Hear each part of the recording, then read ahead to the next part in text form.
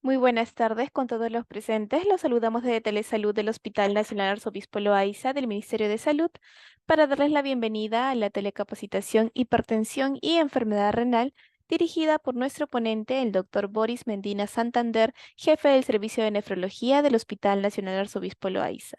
Asimismo, invitamos a todos los participantes a realizar sus preguntas en el apartado de chat de Zoom para ser respondidas al final de la ponencia.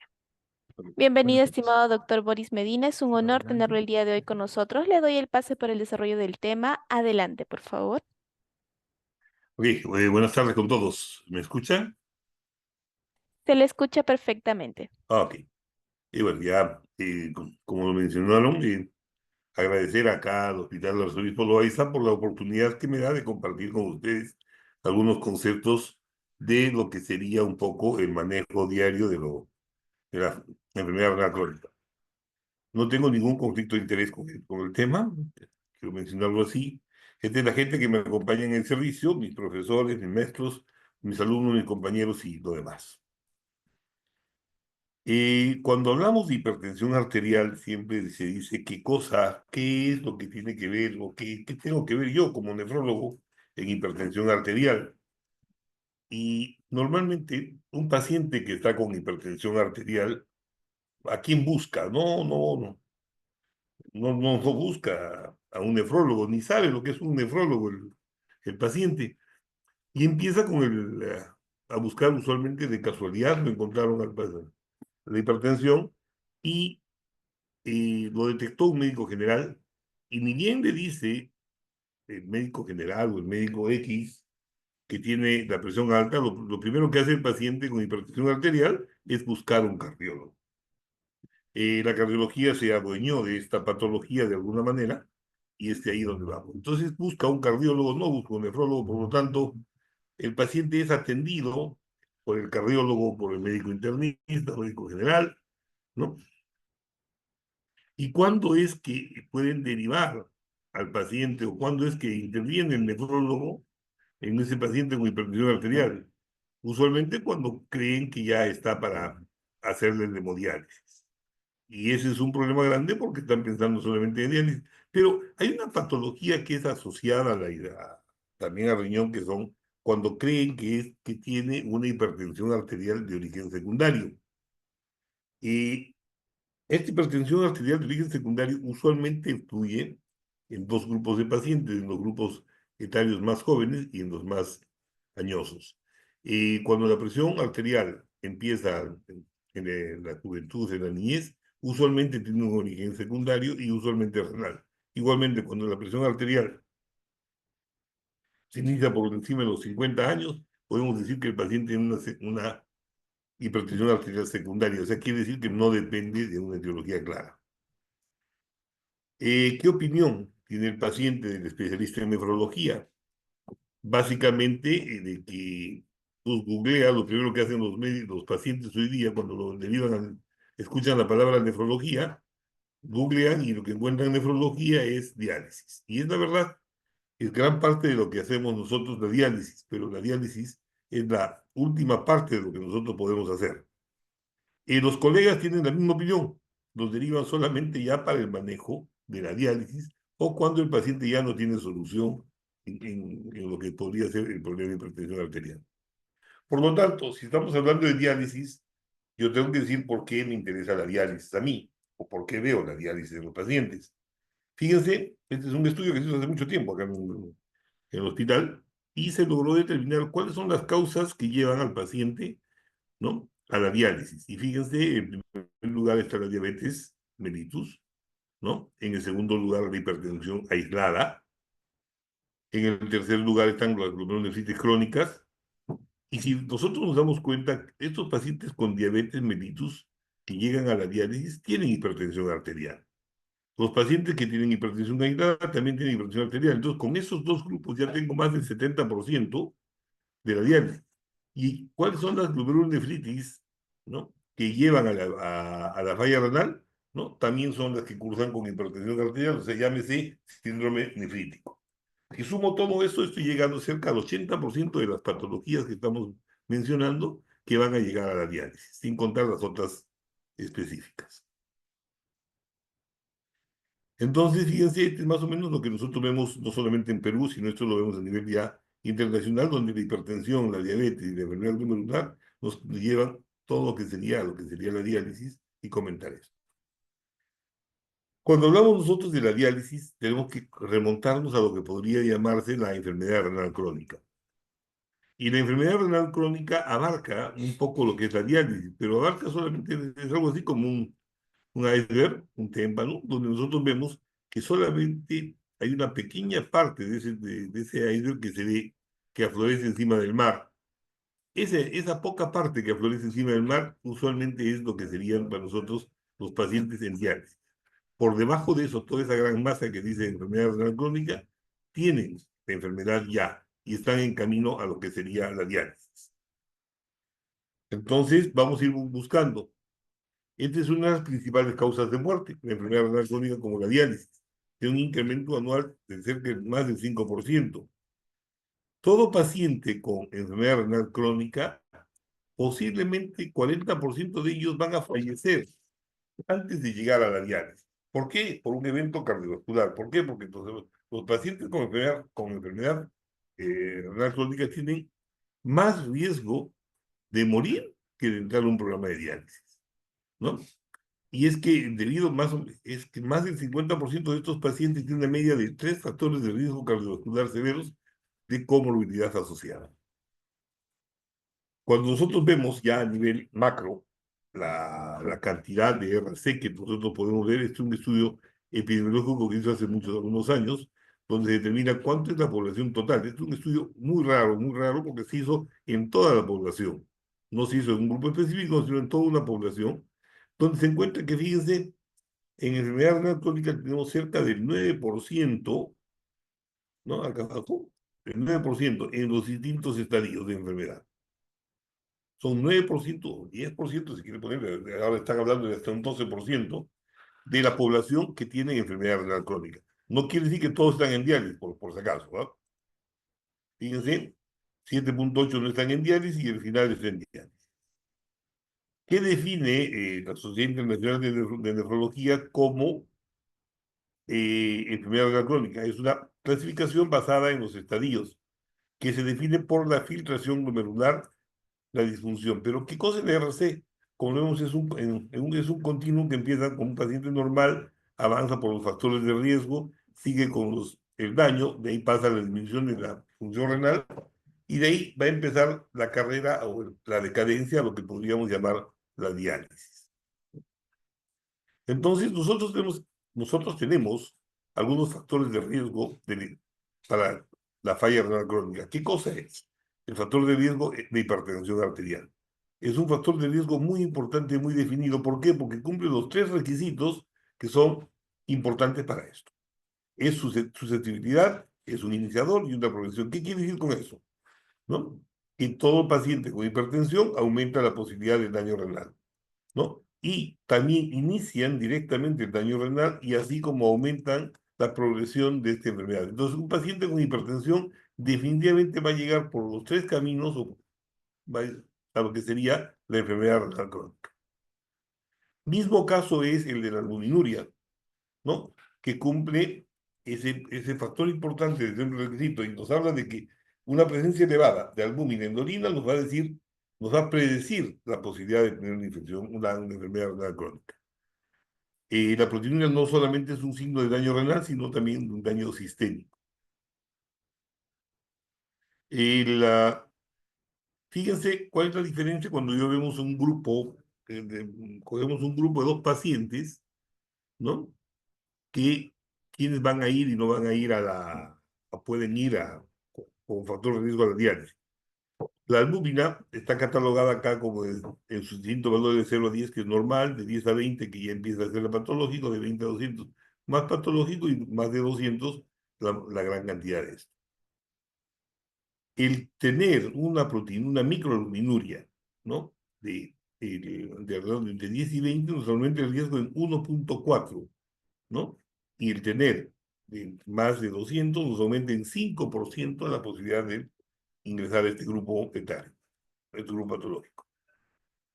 Fíjense para que vean la comparativo de cómo es en un estudio de una población de diabéticos que se hizo. El estudio duró 10 años. Los pacientes con microalbuminuria y sin microalbuminuria, ¿no? Los pacientes que tuvieron microalbuminuria, ¿no?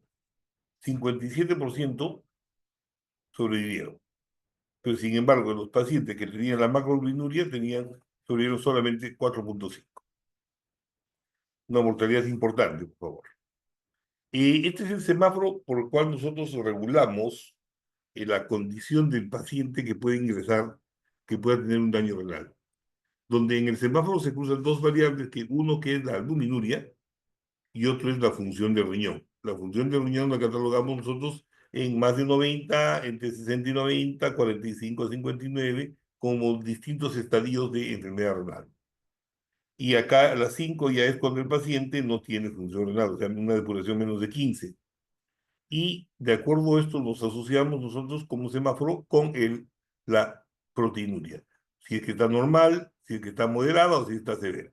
Un paciente con proteinuria severa básicamente tiene un comportamiento semejante a aquel paciente que ya su función está por debajo de 45, o sea, un estadio 3B, lo cual lo va a llevar casi en una forma inmediata a lo que sería la diálisis. Por lo tanto, nosotros como nefrólogos tenemos que buscar la enfermedad renal crónica, ¿no? Es una enfermedad renal oculta, como mencioné, y usualmente lo detectamos cuando el paciente viene por otras cosas, y al costado le vamos pidiendo su creatinina, ¿no? Podemos pedir su ecografía, podemos medir la presión, y fíjense, si nosotros detectásemos en forma precoz a la enfermedad renal crónica, podríamos ayudar tanto en el tratamiento como en la progresión, como en la mortalidad, y bajaríamos bastante los costos. Todos usamos, es sabido, la creatinina como una data para ver cómo funciona el riñón. Y si es cierto, hay una relación directa del valor de creatinina, que es esta raya roja, entre la función renal. Esta raya roja no es una línea totalmente recta, es una curva. Fíjense, un paciente, acá tengo los valores más o menos adecuados de creatinina, que están remarcados en celeste, que sería entre 0,5 y 1,4, dependiendo del sexo, edad o varias cosas. El paciente puede tener los valores normales de creatinina y su función renal ya puede estar en menos de 50. Entonces, es importante esto. Entonces, si bien es cierto, la creatinina me otorga una proyección importante, no es la más definitiva. Mucho tiempo atrás se usaba esta depuración o clearance de creatinina, donde jugábamos con la edad, el sexo, ¿no? Y el peso del paciente. Fíjense, esta es una fórmula de calcular la depuración de creatinina, donde vamos a poner a una mujer de 20 años que pesa 50 kilos, que es el patrón normal más o menos, con una creatina de 0,8 que dicen que es lo normal. Reemplazamos en esta fórmula, ¿no? 140 menos edad por peso por 0,85, que es una constante de mujeres, y entre la creatinina. Y lo que nos sale es esto, y fíjense cuánto esta señorita que tiene 20 años, ya su función renal con 0,8 de creatinina está en 83%. Y eso quiere decir que ya está bajo. Estamos entrando a una figura de cadencia. Este mismo ejemplo se lo voy a poner con una mujer de 80 años, con el mismo peso y misma creatina. Fíjense cómo varía, de acuerdo a la edad. De acuerdo a la edad, esta persona va a tener 44% de función. Eso quiere decir que estamos de mal en peor. Entonces, estos son los estimados que podemos usar entre mujeres, de acuerdo a alguna fórmula que tenemos, donde vamos a ver las variables de esta falla, de esta lectura de la creatinina. Volviendo al tema, tenemos la hipertensión arterial y la enfermedad renal. ¿La enfermedad renal puede provocar hipertensión? Sí. ¿La hipertensión arterial puede provocar enfermedad renal? También. Lo cierto es que cuando una de las dos nos puede llevar, pero si tenemos a las dos, ¿no? Lo que va a pasar es que vamos a tener un compromiso mayor y posiblemente vamos a tener más posibilidad de la función renal acelerada de este paciente. En nefrología conocemos dos tipos de hipertensión, ¿no? La hipertensión sistémica y la hipertensión glomerular. La hipertensión sistémica es la que nosotros conocemos como tal en el cuerpo, ¿no? Donde nosotros manejamos y está dependiendo mucho del líquido de expansión extracelular. Pero la hipertensión glomerular es la hipertensión que sufre el glomérulo para poder manejar estas presiones. Ustedes acuérdense que en el glomérulo es donde se detecta el, el gran volumen arterial y el menor volumen, y que tiene que dilatarse o ensancharse o encogerse para lograr el fenómeno de diuresis, donde sería el penacho glomerular. Este, esta hipertensión es la que va a llevar a la glomerulosclerosis que nos va a causar tanto daño. La esclerosis glomerular. Entonces, los mecanismos de esclerosis glomerular nosotros vamos a tener desde el paciente que tiene hipertensión sistémica, enfermedad renal o diabetes o dieta, lo que sea, que va a congestionar una hipertensión glomerular. Esta hipertensión glomerular, a través de los daños que conocemos, de injuria endotelial, injuria mesangial y injuria epitelial, nos va a ocasionar la esclerosis glomerular. Fenómeno semejante que cómo se ejerce este efecto en el sistema de angiotensina que está ubicado en el riñón. Fíjense, la angiotensina nos actúa en la arteriola aferente, creando un aumento de la presión glomerular. Ese aumento de la presión glomerular me va a generar una hiperfiltración, y esta hiperfiltración me va a generar la glomerulosclerosis, que es un nombre similar, o lo que podemos llamar a la enfermedad renal crónica, donde para esto han intervenido todos los factores glomerulares, factores de crecimiento y citoquinas.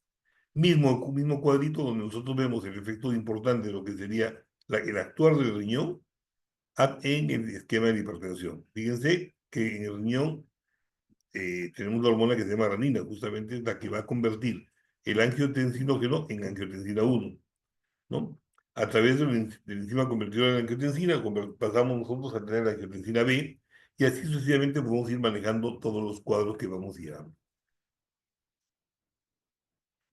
Por lo tanto, la hipertensión arterial me da, la enfermedad renal me da hipertensión, sí, fíjense, por estos mecanismos: aumento del sistema renina-angiotensina, aumento del sistema simpático y aumento o la disminución, perdón, del óxido nítrico, lo cual me ocasiona una contracción vascular y me ocasiona la hipertensión arterial. Y por otro mecanismo, la enfermedad renal crónica me ocasiona retención de sal, aumento de volumen, lo mismo que me va a dar la hipertensión arterial. Entonces va a depender de cuál de los mecanismos se ha dado para nosotros poder trabajar, ya sea en la retención de sal y el agua, o en los sistemas que involucran otras citoquinas. Por otro lado, tenemos que la eritropoyetina, que se usa para los pacientes en anemia de la falla renal crónica, también nos genera hipertensión arterial. Por otro lado, ya para acabar el tema, la hipertensión arterial puede ser conllevada por un hiperparatletismo secundario producto de la alteración del calcio y los huesos. Hay muchas guías que nos mencionan cómo manejarlo, es otro tema que vamos a poder tocar. No sé si me habré dejado de entender y hasta acá habrá alguna pregunta. ¿Me apoyas?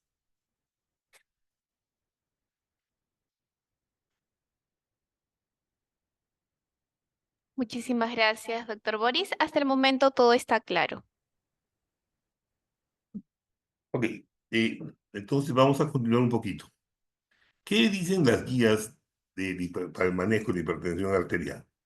Fíjense, este es el séptimo reporte de hace muchos años, donde recién se consigna la enfermedad renal crónica como un factor importante en el desarrollo de hipertensión. El séptimo reporte, famoso, el séptimo reporte, donde se considera o se empieza a agregar de que las drogas recomendadas son los IECA y los ARAS. Fíjense, recién aquí empiezan a salir donde ya se instalan. ¿Por qué? Porque para esos años salió el estudio renal, el estudio RAIN, el estudio ASC. Recién empiezan a salir estos estudios que determinan de que en hipertensión arterial debe ser usada como prevención de la falla renal crónica, ¿no? Los ARAS, los DIECAS. Y pasamos de ahí del 2000 al 2017, donde empezamos a valorar ya la hipertensión y la microalbuminuria. Y es ahí donde empezamos a agregar algunos mecanismos de decir hasta dónde debe ser. La presión arterial en los pacientes con enfermedad renal crónica no debe sobrepasar los 130 con 80 milímetros de mercurio. Es un punto muy tanto. Y el objetivo del manejo de la microalbuminuria debe ser llegar a menos de 300. Con esto, y esto usualmente se va a lograr ya sea con un ARA o con un IECA o con un ARA. Algo más acá. Las guías europeas dicen lo mismo, excepto por las cifras que nos dan. Las guías europeas manejan un poquito más allá la reducción, tienen cifras un poquito más bajas, pero al final es el mismo mecanismo. Mencionan más allá de 140, de ser menor de 140, no quieren ser tan exhaustivos como los otros, ¿no? Es igual, tienen que seguir siendo usados los sistemas de angiotensina. Y a partir de ahí empezamos a descubrir que para manejar la hipertensión arterial no es bueno usar una sola droga en sus dosis topes, sino hacer la combinación de drogas para optimizar la función y no empeorar el manejo. Y un dato importante acá es, no se puede recomendar los antagonistas de la aldosterona en la enfermedad renal crónica. ¿Todo esto por qué? Porque usualmente cuando son combinados con algún inhibidor del sistema de angiotensina, nos pueden alterar la función y nos pueden provocar hipercalemia. Y como decía, las guías europeas nos piden un mínimo de presión sobre 140, debajo de 140,90, ¿no? Y manejar las fibras no muy bajas. Ya las últimas dosis, digamos, en las últimas publicaciones de la Sociedad Internacional de Nefrología, ya empezaron a hablar sobre el objetivo de la presión arterial sistólica menos de 120, para lo cual podemos usar mayor manejo de drogas.